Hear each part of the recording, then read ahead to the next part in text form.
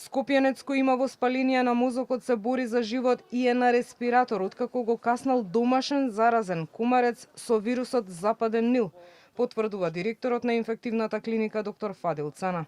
76-годишникот не патувал никаде, а и најголем дел од хоспитализираните кај кои е потврден вирусот Западен Нил, кој не се пренесува од човек на човек, а посериозните симптоми што се аларм да се побара медицинска помош се висока температура, силна главоболка, конфузност и агитираност. За жал, еден постар болен, 76 годишен, пациент, тој е потешко болен и е на центарот за интензивна нега.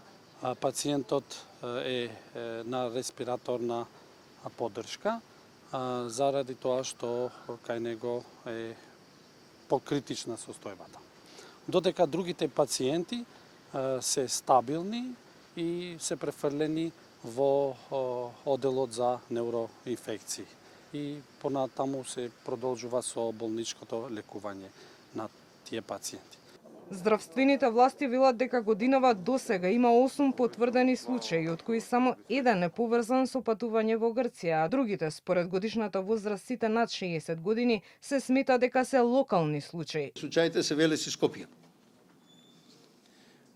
Поведај, условно да кажам, постапено е епидемиолошки, кај 7 од случаите извршено е дополнителна дезинсекција на радиус од 200 метри од нивното место на живење, што е стандардна епидемиолошка постапка.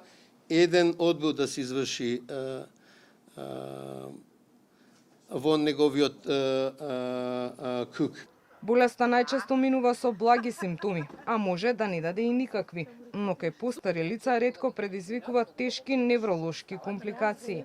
За зачестениот број на случаи и на западно-нилска треска, но и досегашните на маларија, денга и зика во Македонија кои се пренесуваат преку кумарци и најчесто ги увезуваме со патувањата на Малдиви и Занзибар, се состана и Комисијата за заштита од заразни болести.